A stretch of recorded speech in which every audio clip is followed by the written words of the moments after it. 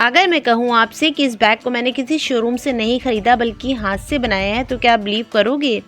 देखिए, इस बैग में पूरे 3 ज़िपर सेक्शंस मैंने बनाए हैं, जिससे ये सामान इसका परफेक्टली ऑर्गेनाइज्ड रहेगा और बैग बिल्कुल भी मेसी नहीं लगेगा। अंदर का स्पेस देखिए कितना अच्छे से बड़ा है, जिसमें आप अपने डेली का कुछ भी सामान यूज़ कर सकते हैं। आप चाहे तो इसे ट्रैवल के लिए भी यूज़ कर सकते हैं, उसमें आसानी से आपका सारा सामान आ जाएगा। पीछे एक छोटी ज़िप भी मैंने दे रखी है, पॉकेट भी, उसमें आप अपना ज़रूरी सामान कोई भी रख सकते हैं। तो उन्होंने मुझे अपने पास से ही एक अच्छा सा प्यारा सा कपड़ा दिया था और उससे मैंने इस बैग को बनाया है। चलिए प्रोसेस शुरू करते हैं। तो सबसे पहले देखिए मैंने उसकी कटिंग करी है। सबसे नीचे नॉन वोन फैब्रिक रखा है, बीच में रबर शीट रखी, ऊपर फैब्रिक रखा है। इस तरह से मैंने 2 पीसेस कट कर लिए हैं। मेज़रमेंट मैं आपको स्क्रीन पे शो कर रही हूँ, आपके साथ शेयर कर रही हूँ ताकि आप इजीली उसे समझ सकें। बहुत सारे लोग इस बैग का नाप मांगते हैं कि इसलिए मैंने एक चार्ट रेडी किया है। लेने के लिए मुझे व्हाट्सएप पे कांटेक्ट करिए। इस बैग का सटीक नाप मैं उस पर दे दूँगी। तो अगर आप चाहती हैं कि सिलाई करते समय आपको वीडियो बार बार ना देखना पड़े और कपड़ा बिल्कुल भी ख़राब ना हो, तो इस बैग का मेज़रमेंट चार्ट मुझसे ले सकती हैं। इसका डिज़ाइन बहुत ही ज़्यादा सिंपल और यूनिक है, कोई भी इसे बना सकता है। तो देखिए मैंने एक और कपड़ा लिया है, इसमें भी मैंने रबर शीट ऐड की है बीच में। नीचे मैंने उस पे नॉन वोन फैब्रिक लगाया है और इस तरह उल्टेट कर लिया है। अब देखिए जो ये 14 वाला साइज़ है ना, उसको लेंगे, यहाँ पे 3 इंच पे निशान लगाना है। तो कोई भी मिस्टेक मत कीजिएगा, जो 14 इंच वाला साइड है उसी साइड हम लोग को इस तरह से मार्किंग करनी है। तो यहाँ पे हम लोग आगे वाली पॉकेट रेडी करेंगे, तो इसलिए मैंने यहाँ पे 3 इंच पे मार्किंग करी है। यहाँ से इसे कट कर लेंगे।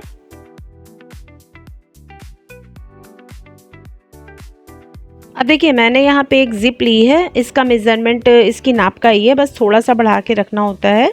और इसमें मैंने रनर पहले से ऐड कर लिया है। इसको उल्टा करके रख के मैंने सिलाई लगा ली है। आप देखिए यहाँ पे टॉप स्टिच लगा लेंगे और उसके बाद जो बचा हुआ पार्ट हम लोगों ने कट किया था ना, उसको भी इस तरह से जोड़ देंगे, आमने सामने सीधा रख के, और उस पर भी टॉप स्टिच लगा के रेडी कर लिया है। तो यहाँ पे देखिए ये पार्ट फिनिशिंग से रेडी हो गया है। अब हम लोग इसके आगे की पॉकेट के लिए ना नॉन वोन फैब्रिक लिया है। आप कपड़ा भी यूज़ कर सकती हैं अगर आपके पास नॉन वोन फैब्रिक नहीं है।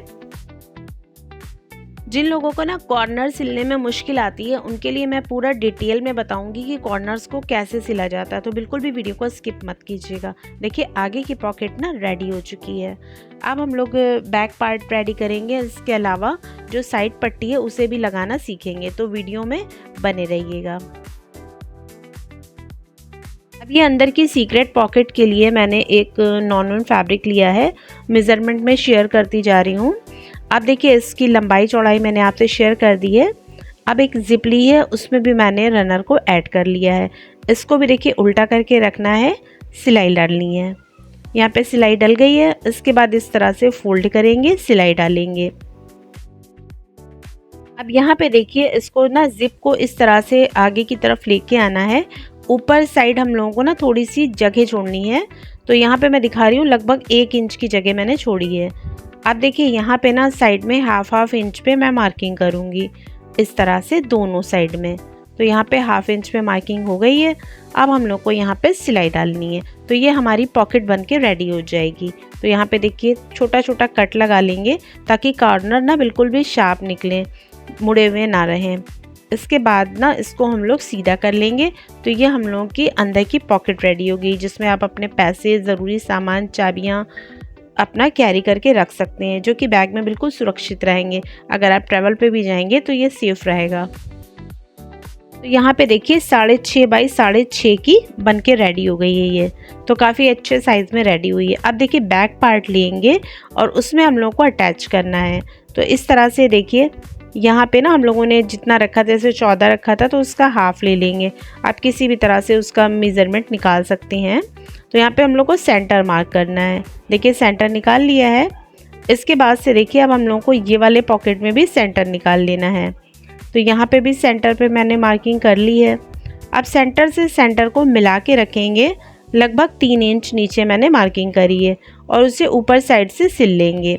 तो यहाँ पे मैंने डबल सिलाई लगा के कॉर्नर्स को अच्छे से स्टिच करके सिल लिया है। तो ये बैक पार्ट पे भी हम लोगों का पॉकेट रेडी हो गया है।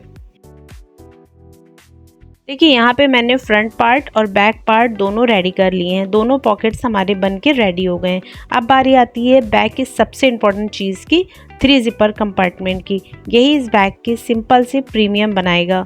धीरे धीरे पार्ट्स को जोड़ के सारे स्ट्रक्चर हम लोग रेडी करेंगे। तो देखिए इस तरह से जो पट्टी हम लोगों ने रेडी की थी उसे कॉर्नर से मिलाते हुए इस तरह से लेके आएंगे। पहले पिन कर देते हैं ताकि ईजिली हम लोग को समझ में आ जाए कि ऑनेस्टली पट्टी कितनी आ रही है। तो इसको देखिए मैं इस तरह से मार्क कर दूंगी। और उसके बाद ना हम लोग को जो भी एक्स्ट्रा निकलेगी पट्टी ऐसे यहाँ पे आ रही है उसे हम लोग बाद में कट करेंगे। पहले हम लोग यहाँ पे सिलाई लगाएंगे। गोलाई वाला शेप तो ईजिली सिल जाता है, लेकिन प्रॉब्लम होती है कॉर्नर्स बनाने में। तो यहाँ पे देखिए मैं कॉर्नर्स बनाने का एकदम आसान तरीका बता रही हूँ कि अगर आप बिगनर्स हैं, आपको सीधी सिलाई चलानी भी आती है, तो आप इजीली उसे बना सकते हैं। देखिए यहाँ पे कॉर्नर तक की लेके आएंगे इस तरह से। मैं यहाँ पे एकदम स्लो दिखा रही हूँ ताकि आपको ईजिली समझ में आए। आप देखिए यहाँ पे लाके ना कॉर्नर पे सुई को हम लोग को फंसा के रखना है और इस तरह से सुई को फंसा के पार्ट्स को हम लोग को घुमाना है। जो भी कपड़े का पार्ट है उसे घुमाना है और उसके बाद फिर से सीधी सिलाई लगा लेनी है। अभी मैं आपको दिखाऊंगी कितनी फिनिशिंग के साथ ये ना रेडी हुआ है। एकदम कॉर्नर शार्प बन के रेडी हुए हैं। ऑनेस्टली जैसे जैसे ये बन रहा है ना, इसका लुक और भी ज़्यादा क्लासी लग रहा है। तो देखिए कितनी फिनिशिंग से इसके कॉर्नर्स आए। इस तरह के और भी आइडियाज़ के लिए मेरे चैनल को ज़रूर सब्सक्राइब कीजिए। आप देखिए यहाँ पे ना ये सिलाई हो गई है। जो भी एक्स्ट्रा पट्टी है उसे हम लोग अब यहाँ पे कट कर लेंगे। पहले कट नहीं करना है क्योंकि सिलाई के बाद कभी कभी छोटा बड़ा हो जाता है।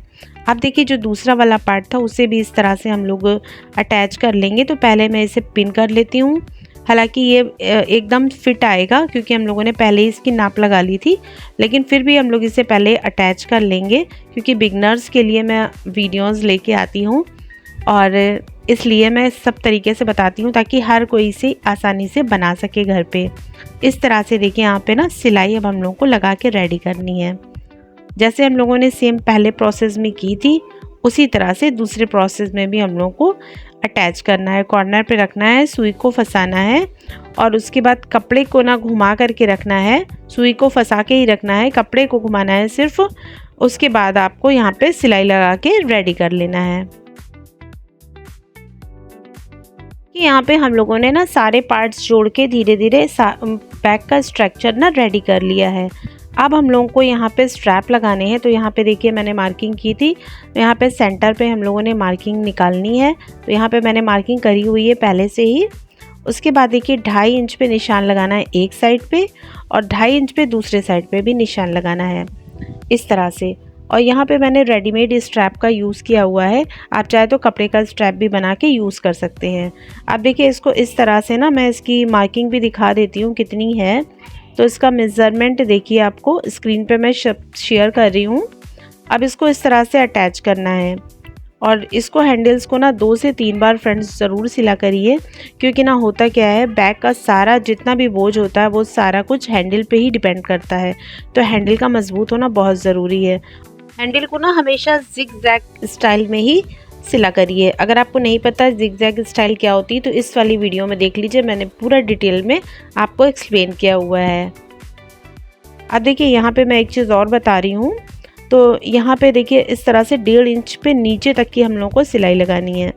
तो मैं निशान लगा देती हूँ। 1.5 इंच के तक की हम लोग को हैंडल को सिलना है। फ्रेंड्स देखिए यहाँ पे मैंने ना हैंडल को रेडी कर लिया है। इस तरह से हैंडल हमारे लग चुके हैं। अब जितना भी रफ़ एरिया है, जो भी रफ़ एजेस दिख रहे हैं, उसको हम लोग नॉन-वॉन की पट्टी से फिनिश कर लेंगे। अगर आप अपने घर के लिए बना रहे हो और नॉन-वॉन फैब्रिक नहीं है तो मैंने देखिए इस वीडियो में आपको बताया हुआ है कि नॉन-वॉन फैब्रिक की जगह आप क्या यूज़ कर सकते हैं जो कि उसका ही रिप्लेसमेंट होता है। अब देखिए ध्यान से हम लोग को यहाँ पे करना क्या है। देखिए यहाँ पे जो हम लोगों ने साइड में पट्टी लगाई है ना कॉर्नर पे, इसकी मार्किंग करेंगे।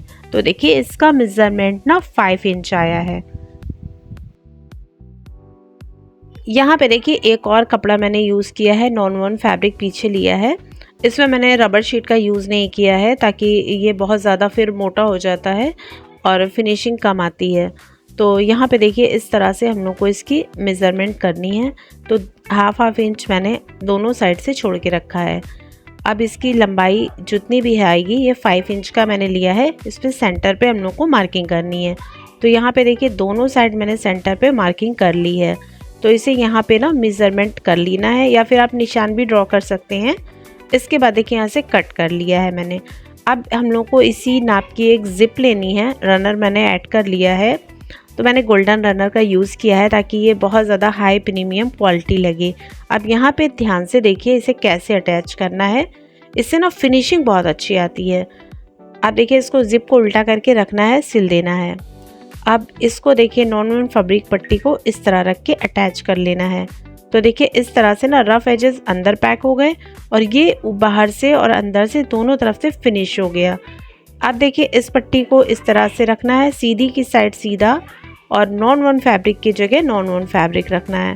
तो देखिए पीछे से भी बिल्कुल फिनिशिंग से आया है, बैक पार्ट भी और फ्रंट पार्ट भी। यहाँ पे टॉप स्टिच लगा के रेडी कर लेना है। तो यहाँ पे देखिए बिल्कुल फिनिशिंग के साथ मैंने इसे रेडी कर लिया है। अब जो एक्स्ट्रा है उसे कट करके अलग कर देंगे। अब देखिए इस पट्टी को हम लोग को कैसे और कहाँ पे अटैच करना है, ध्यान से देखिएगा फ्रेंड। तो यहाँ पे देखिए इस तरह से मैंने मेज़रमेंट कर लिया है, एकदम सही नाप आया है। अगर छोटा बड़ा हो तो आप यहाँ पे कट भी कर सकते हैं। तो यहाँ पे देखिए पहले कॉर्नर पे इस तरह से मेज़रमेंट करनी है। तो यहाँ पे मैं पिन करके देख लेती हूँ, तो बिल्कुल राइट मेज़रमेंट आया है। और इस तरह से ना चारों तरफ मैंने ना पिन से टक कर लिया है ताकि सिलाई में कोई भी प्रॉब्लम ना आए।